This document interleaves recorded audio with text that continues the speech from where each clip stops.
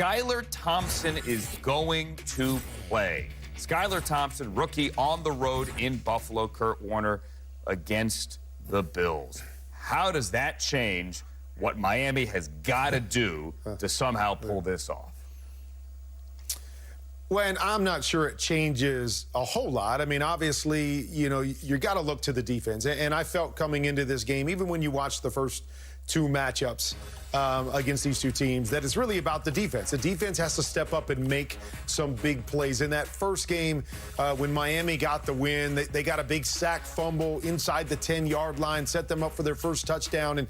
And that's the kind of stuff that it's going to take. I don't believe you can expect Skylar Thompson to go out there and make big play after big play, although he's going to have to make some. In both games, again, the Miami offense had to make big plays to stay in those games, but this is going to fall on the defense to come after them, and when they blitz, to have to get home and create some negative plays for the Bills. Okay, create some negative plays and hopefully find a way to stay close in that game, as they have in both these other games. These two teams have split, obviously, with the road team, rather the home team, winning each. Let's get back to the Lamar Jackson thing. We're talking off the air earlier, Kurt, Brian Boldinger and me, about the PCL. Obviously, the run game is such a huge part. His mobility is such a huge part. It is baked in to this offense. And maybe if he was a stationary quarterback, he could stand back there and wear a big brace.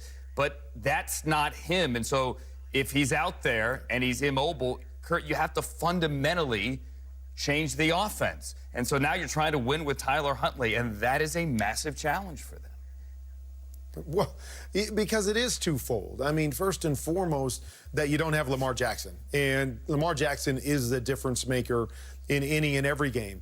But you mentioned it. This offense is built a certain way. And so not only do you not have Lamar Jackson, but you don't have the ability to adjust your offense to become something different. You don't have the personnel. And so where you might have some success spreading a team out or doing something different to play more to the strengths of a Tyler Huntley, you can't do that either, because you have this offense built one particular way around that one particular guy. And so such an unfortunate situation for the Baltimore Ravens, because I think they have a really, really good football team. Their defense is really good. Will keep them in a lot of games. If they're running the football well, they have a chance to beat anybody in the AFC. But I just don't know if they're going to be able to do that with Tyler Huntley, because their offense does have to change so much, and they're not built to do a lot of things differently. No, they're not. This is what they are. This is how they've been built. This is why they have been successful. And without Lamar being the guy that we've always seen, it's hard to see that continuing. All right, let's get to Brock Purdy. Kurt, I feel like we ask this question every week. But now that we head into the postseason, he hasn't lost a start there, 10-0 down the stretcher. 10-game winning streak. Have you seen any signs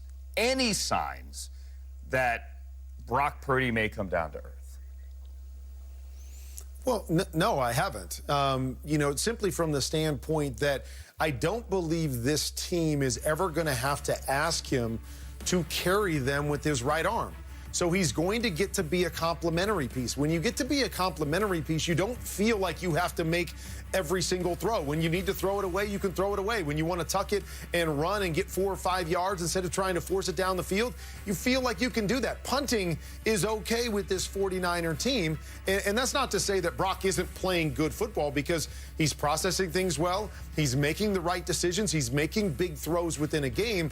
But I think where it can really catch up to you is when you're forced to drop back and have to play drop back football time and time and time again. And I don't foresee, when I look at the teams that they're playing against, that they're necessarily going to have to do that, or maybe not until the NFC Championship game.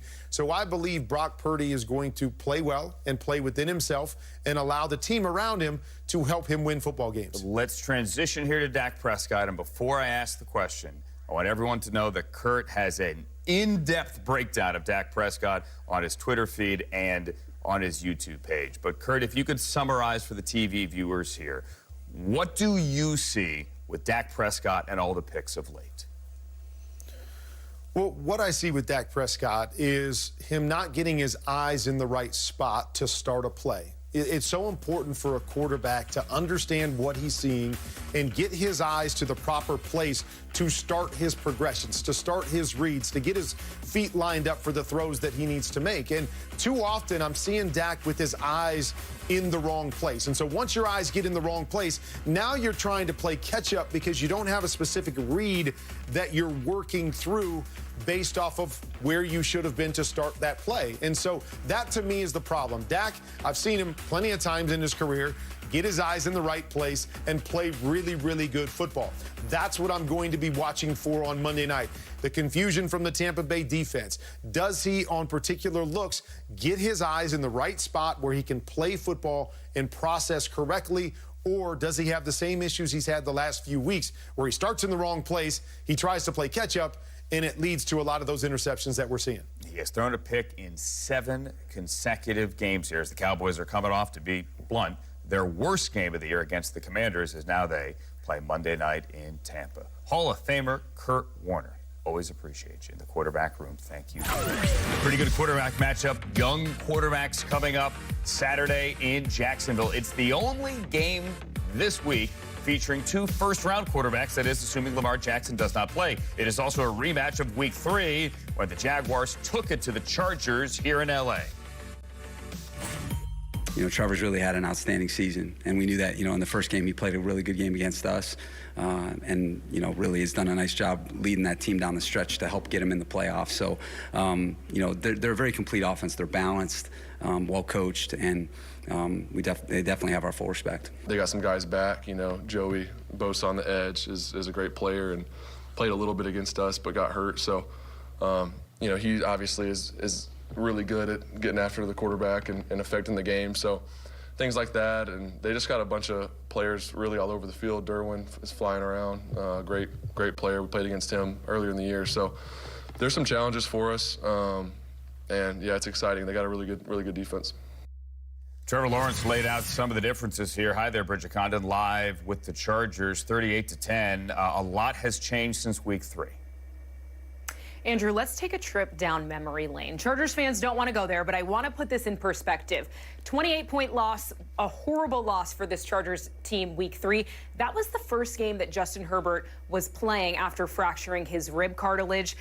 Keenan Allen, Corey Linsley were inactive for that game. Rashawn Slater, Jalen Guyton, and Joey Bosa all getting hurt during that game. So much has changed. It's going to look very different on the field on Saturday for this Chargers team, but also for the Jags. Trevor Lawrence, you heard Brandon Staley say there, he's had an outstanding season, and he's done such a good job of getting this team to this point. So how does this Chargers team beat a Jags team on a 5-game winning streak right now? It's going to come by putting pressure on quarterback Trevor Lawrence. That game Week 3, Joey Bosa only played in 13 snaps because he did, of course, get hurt.